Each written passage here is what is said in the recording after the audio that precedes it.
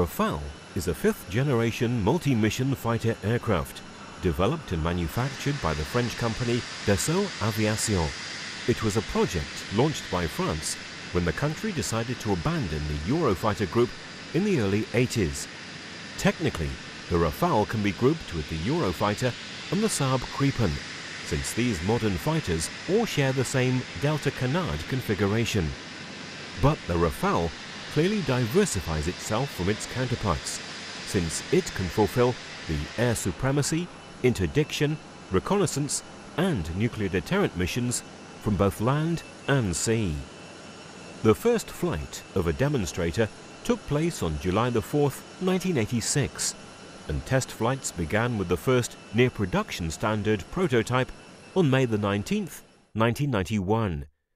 The first production standard aircraft was delivered to the Aviation Navale, or French Navy, in 2000, and for the Armée de l'Air, or French Air Force, in 2004.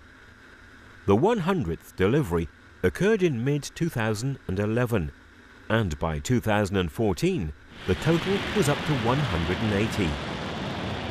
The French Armed Forces claim an outstanding combat record with the Rafale, with the aircraft serving in major conflicts in Afghanistan, Libya and Mali by 2013.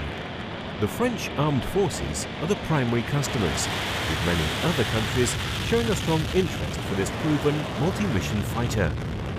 The original 250 aircraft order from the Armée de l'Air stated that every 9th aircraft would be a twin-seat version, but the experience gained in the Second Gulf War changed this.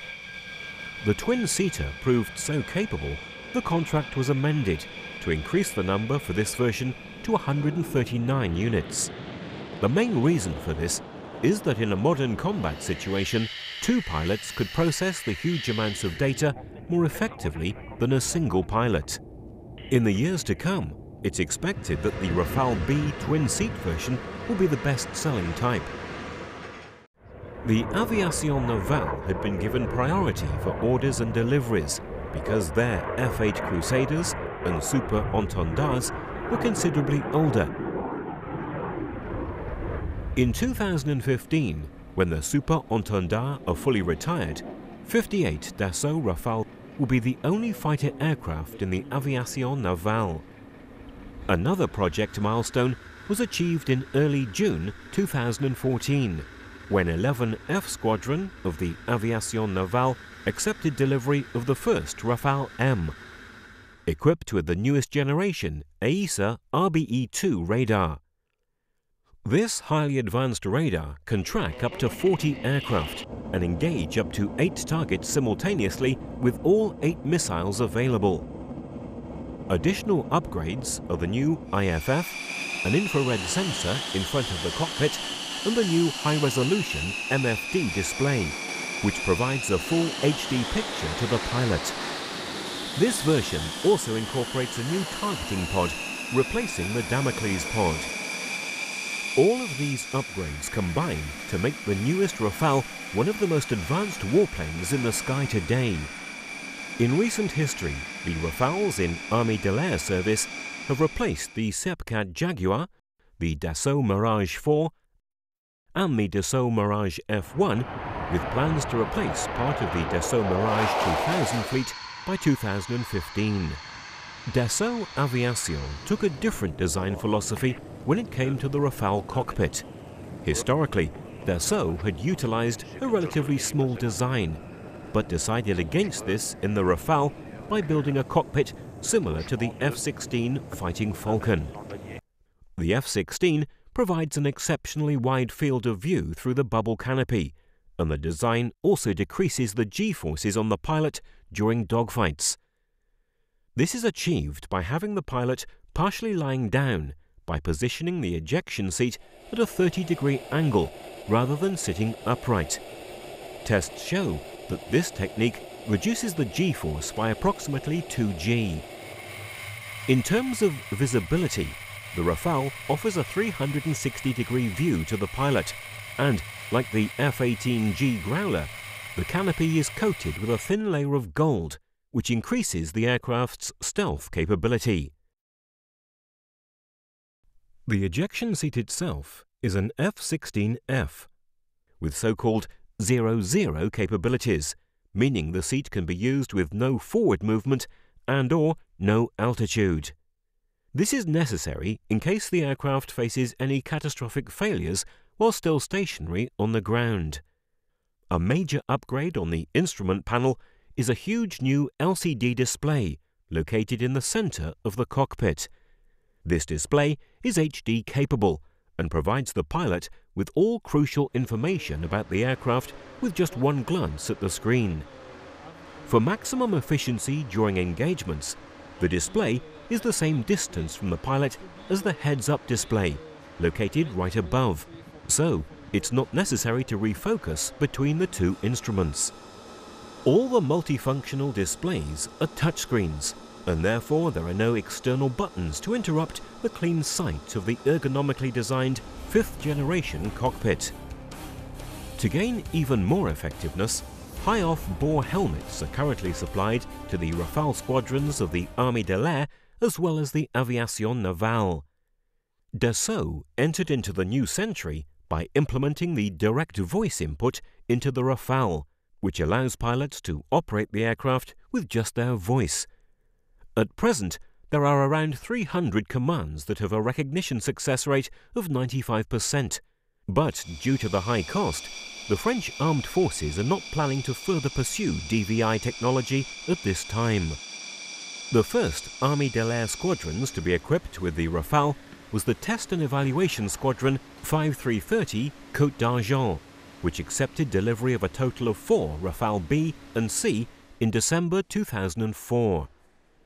The first combat squadron to accept the Rafale was the EC-17 Provence, based at Saint-Dizier in the northern part of France. The badge of 20 Rafale B and C arrived in 2006, and the squadron began combat operations almost immediately over Afghanistan, providing close air support to coalition forces in 2007. Provence's sister squadron, EC-191 Gascon, based at Saint-Dizier, was the last squadron flying the Mirage 4 in its exclusive nuclear deterrent role until 2005. The squadron was reactivated in 2009 and by 2014 had received 20 Rafale Bs. Although its primary mission is as nuclear deterrent, due to the Rafale's multi-mission capabilities, these aircraft can also fulfill the role of air supremacy and close air support whenever required. The historically famous squadron RC-230, Normandie-Niemen, was the third major Rafale squadron and is based at Mont-de-Marsan in southern France. The Rafale was officially combat-ready with RC-230 in June 2012, and Normandie-Niemen flew its first combat missions with the type during the African engagements in early 2013. 4 Rafales flew non-stop from Mont-de-Marsan to Mali, West Africa, as the first attack wave of the campaign. This mission made history as the longest bombing run in the history of the Armée de l'Air. Currently, a 4th Rafale squadron, EC-333 Lorraine, operates 3 Rafale Cs as a quick reaction force squadron. This squadron is based at Forward Operating Base Al Dhafra in the United Arab Emirates. Squadron EC-333 would be an immediate response force, either to coalition troops in Afghanistan or could interact with assistance of KC-135 tankers in African campaigns, such as Somalia or Mali.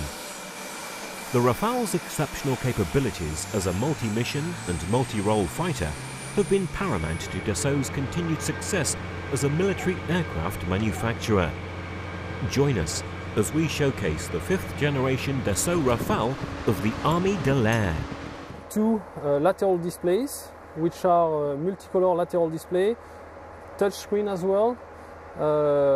Those displays will display for sure some all the informations I would say useful for the flight. That will be for the different weapons utilizations. That will be as well for the navigation, and we used to have all the informations for the, I would say, the Rafale itself, for the fuel, for the electricity, hydraulic, engines, and so on the right side, and that's it. You will have as well on those displays, I would say, the different view of the Rafale sensors, like the targeting pod or the optronic front display, the OSF, and as well the pod, the RIC pod, we can have on the Rafale as well. On the head level display, that will be the main display, I would say, for the work in general. It will fuse all the informations of the Rafale, so such as the radar, the spectra as well, the navigation, all the OSF as well. All the elements can be fused inside the head level display. That's a multicolor screen as well, and you have just below a touchpad just to navigate into the head level display, or if you would like to select the map or many other functions. So just to touch and press, that's exactly the same as the two lateral displays. You can't do it on the head level display. That's pretty much we can say that we have those four main displays, and after you have as well two small displays on both sides of the cockpit. On the left side you have some control panels, one which is a touch screen as well. You can use it to select the different mode if you would like to enter in the air-to-ground mode or air-to-air mode, or select different pages which will appear on the left side on the left lateral display. For example, if you like to change the frequencies or the squawk, you just touch it, IFF or COM, you will have the page on the left side. Just touch the left screen and you will have all the information which will be taken into account in the system. On the right side, that's mainly not really emergency display, but you have all the time the BEEP, which is the backup instrument panel. So that's the artificial horizon with some useful information in case of a problem of the head-up display or other displays. You will keep this one for a long time in case of emergency problem. And the other one is one which is as well important in case of problem. It's called the EFI, which is the engine fuel indicator, which is directly, I would say, linked with the system, just to have all the time information regarding the fuel and the engines. That's pretty much it for different displays. And after you have the different controls. So we can share the controls in two parts, into three parts. I would say the long-term control, the medium-term controls, and the short-term controls. For the long-term control, I would say that's all the functions you can search into the different pages when you have time to do that, when you prepare an attack or when you prepare something in the aircraft. So you just have to go into the different pages via the control panel and directly into the both lateral displays, and you just navigate into the different pages to look for your informations. Then you will have the medium-term control. So for that you will use the two different knobs you have on the left, which is a multifunction knob. So you have two. You have just to turn the outside part of this knob, just to select. You have here 7 functions, which are the radio, so the 2 boxes, the safety height, the bulls, the bingo, which is for the fuel, and the destination point, and as well the flight level or the altitude requested during the climb or the descent as well. You have 2 two knobs as well, which are here just to, when you like to change some elements into the different pages, you just touch on the settings you like to change, you touch on it, and you just have to turn to select the correct parameters and then push to validate. That's really nice to use. And you have it on both sides, one for each lateral displays. And as well, you have two finger switches. You have one which is it, and the other one which is just behind the stick, and you just have to use the fingers to enter different pages. So you have only 4 pages for each finger. So for example, for the left side, you can directly enter the weapon mode or the autopilot mode, or in case of emergency, just press the left. You have all the checklist and the emergency procedures on the left lateral displays, and you just have to read what you have to do inside the jet regarding the problem occurring in the aircraft. On the right side, that will be pretty much the same. You have all the pages